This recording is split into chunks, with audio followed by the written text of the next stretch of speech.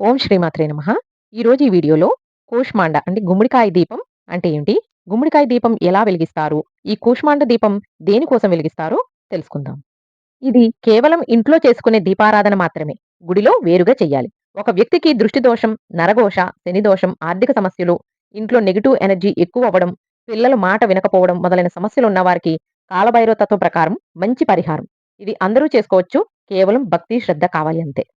ఒక చిన్న బూడిద గుమ్మడికాయ తీసుకొని, చిన్నది పెద్దది కాదు.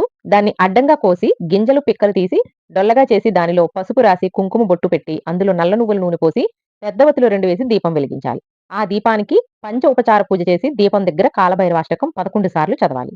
ఎప్పుడు చేయాలి ఈ దీపారాధన అంటే, బహుళ అష్టమి రోజున కానీ, అమావాస్య రోజున గాని చేయాలి. ధనయోగం కోసం అష్టమి రోజున చెయ్యాలి.